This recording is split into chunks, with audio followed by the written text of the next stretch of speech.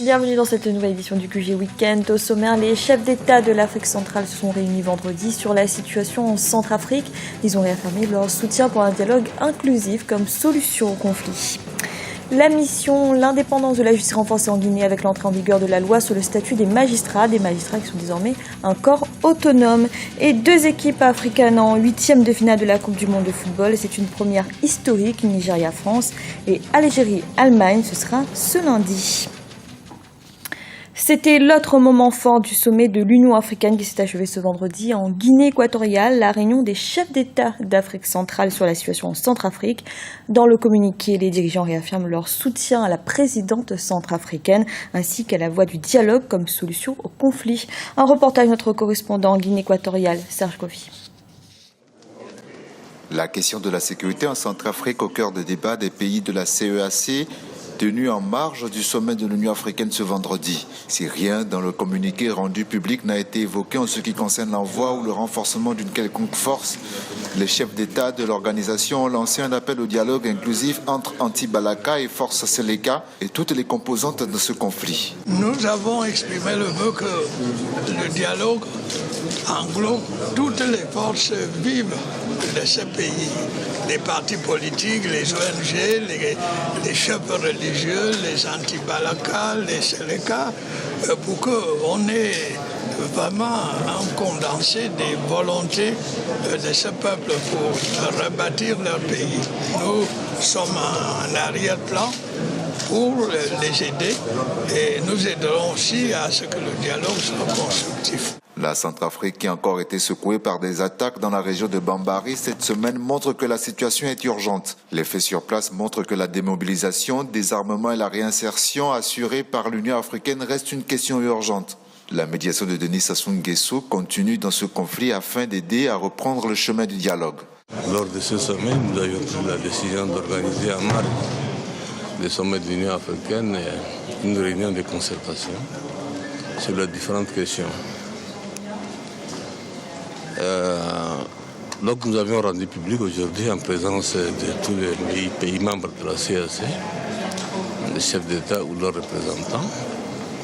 Est-ce que vous êtes et nous allons donc maintenant attendre dans une semaine une réunion du groupe international de contact, GIG, qui aura lieu dans une semaine à Addis Abeba, sous l'égide de l'Union africaine. L'ensemble des acteurs de la crise a été appelé lors de cette rencontre à faire partie de la solution et contribuer à la réussite de la transition. L'engagement des chefs d'État est là, mais c'est aux Centrafricains de se mobiliser pour la paix.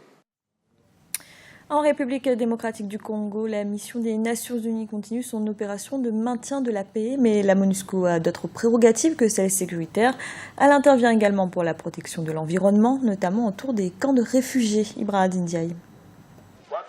La lutte contre le réchauffement climatique est un enjeu en République démocratique du Congo.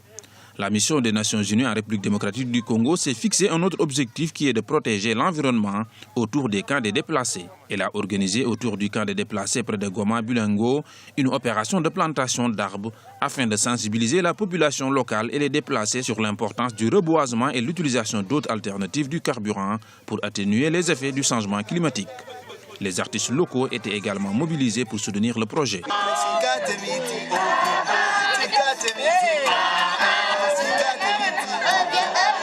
Nous sommes des artistes et nous sommes là pour faire passer le message à tous nos amis, nos mamans et nos papas à planter des arbres, car ils apportent la vie et nous donnent de l'oxygène. Nous devons planter des arbres car ils nous fournissent de l'air frais et ils empêchent aussi le réchauffement climatique. Réchauffement climatique, nous les artistes nous disons oui aux arbres et non à la déforestation. La déforestation menace l'environnement et l'utilisation du charbon de bois accélère le fléau. La MONUSCO encourage l'usage des déchets de papier pour fabriquer des briquettes combustibles. Ces briquettes servent à préparer la nourriture, mais aussi comme bois de chauffe dans le camp de déplacés, mais ça se donne gratuitement. Pour financer ce projet, le personnel de la MONUSCO collecte leurs déchets de papier en ajoutant également $1 par personne. Une opération qui a permis de récolter $500 pour acheter les plantes. 400 arbres ont été plantés depuis le lancement du programme. Les résidents du camp ont également appris l'utilisation des ustensiles respectueux de l'environnement au détriment de ceux qui se basent sur le charbon qui menace la forêt. Continent le moins pollueur de la planète, l'Afrique est aussi la région qui subit le plus les conséquences du dérèglement climatique. Et du sport à présent avec les matchs à venir de la Coupe du Monde de football. Ce lundi, journée importante pour le continent puisque 2 équipes africaines sont présentes pour la première fois en 8e de finale. Le Nigeria affronte la France et l'Algérie sera face à l'Allemagne. Ibrahim Ndiaye.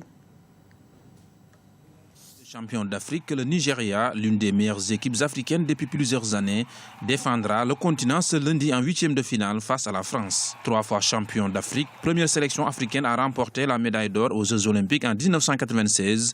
Les Super Eagles ont participé à 4 phases finales de la Coupe du Monde, 1994 et 1998, où ils ont réussi à atteindre le 8e de finale, puis en 2002 et en 2010. Les protégés de Stephen Keshi ont donc l'habitude des grandes compétitions, mais plusieurs réglages s'imposent pour passer le piège des Bleus de l'équipe de France. S'il y a une organisation et une discipline sur le terrain, j'ai bien dit sur le terrain, tout est jouable. On a vu que l'équipe nigérienne a de grandes qualités. Tout est jouable pour cette équipe. Moi, je vois une petite chance pour que le Nigeria l'emporte à condition qu'à l'arrière aussi, il soit plus ferme, une discipline et une organisation défensive.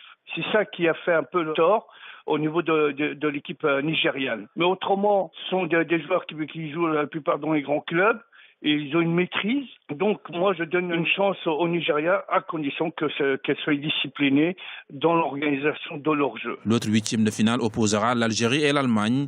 Les Fennecs, 2e équipe africaine en lice, ont un adversaire de taille devant eux. Les hommes de Joachim Low restent favoris. Pour l'équipe algérienne, c'est extraordinaire si vous constatez sur l'histoire. En 86, le Maroc, au 2e tour, il est tombé contre l'Allemagne, éliminé au dernier tour. Il y a eu la Tunisie-Allemagne, et puis là, il y a un retour, si vous voulez, Allemagne-Algérie. Là aussi, ils vont jouer, les Algériens, ils ont plus rien à perdre, ils ont tout à gagner. Il faudra que les joueurs soient plus constants, plus disciplinés là aussi, porteurs du ballon, qu'on lui donne plusieurs solutions. Ils sont très vifs. C'est vrai que là, l'Allemagne, c'est comme un diesel, là, donc ils démarrent petit, mais là, après, ils vont s'accélérer. On connaît le jeu allemand. Très organisé, très discipliné, très rigoureux. Vous savez, dans le football, pour moi, personnellement, tout peut se faire. Mais il faut dire les choses comme elles sont. Pour moi, je vois dans ce match-là l'Allemagne favorite. Face à la Nationalmannschaft, les Verts ont un certain esprit de revanche pour faire oublier la terrible élimination de 1982. En effet, l'Algérie avait raté sa qualification en quart de finale en raison d'un match arrangé entre l'Allemagne et l'Autriche. Et pour évoquer le programme de ce dimanche, nous recevons Jean Célestin. Bienvenue, Jean Célestin. Merci de me recevoir, Fanny. Alors, 2e journée des 8e de finale de la Coupe du Monde ce dimanche, avec 2 matchs. Dans le premier match, un très attendu Pays-Bas-Mexique. Oui, c'est un peu l'affiche, on pourrait dire, de ces 8e de finale, parce que les Pays-Bas, on les a vus lors des matchs de poule, ont un jeu bien huilé, bien fait, avec un véritable groupe. Les Van Persie, les Robben, c'est des gens qui jouent au foot et avec une attaque de feu. Ils marquent beaucoup de buts, les Pays-Bas. Bon, le Mexique en face a une équipe qui n'est pas mal non plus, un véritable bloc. Et peut-être que la compétition, le match de ce dimanche entre les deux, va valoir son déplacement. On écoute de toute façon à ce propos un supporter qui lui aussi est fan et des Pays-Bas et du Mexique, c'est Merwan Gawa. On a vu que le Mexique a posé des réels soucis quand même au Brésil et c'est une opposition de jeu offensif. Avec des légèretés défensives sur les deux équipes. Et je pense que ce match Pays-Bas-Mexique, c'est une des vraies affiches de ces 8e de finale-là. Je vois quand même les Pays-Bas passer, mais difficilement. Et Jean Célestin, dans l'autre match de ces 8e de finale, 2 équipes que l'on attendait peut-être moins à ce stade de la compétition, le Costa Rica et la Grèce. Mais Fanny, vous avez parfaitement raison, on attendait moins, c'est vrai, parce que le Costa Rica, c'est on dirait un petit État d'à peine 5 millions d'habitants, mais c'est un État qui a montré qu'il a beaucoup de bons joueurs, en tout cas il joue bien au foot, il n'est pas arrivé là par hasard. La Grèce, elle a quand même été championne d'Europe, donc c'est une Grèce qui joue aussi au foot, donc il y aura une opposition de style entre le Costa Rica et la Grèce, et je propose d'écouter à ce propos Saïd Hafizi qui est notre éditorialiste. Qui est une véritable révélation de cette Coupe du Monde, à l'image un peu notamment de cette équipe d'Algérie qui joue avec ses moyens mais avec beaucoup d'envie, beaucoup de cœur. Donc cette équipe du Costa Rica dont faudra se méfier, qui a des qualités footballistiques bien entendu qu'on ne doit pas leur retirer, mais qui sur chaque ballon se bagarre et essaie de battre son vis-à-vis. Donc cette équipe du Costa Rica peut créer une surprise et peut être un outsider et peut aller assez loin dans cette Coupe du Monde. Et puis, Fanny, vous l'avez dit, mais pourquoi ne pas le rappeler? C'est ce lundi que nos 2 derniers représentants africains entreront également dans la danse, puisque le Nigeria, les Super Eagles, rencontreront la France, alors que les Fennecs d'Algérie seront aux prises avec l'Allemagne. Oui, des matchs que l'on suivra attentivement. Merci Jean-Célestin. Merci à vous. C'était le journal de la rédaction. Merci de l'avoir suivi. Retrouvez dans un instant une nouvelle édition du QG Weekend.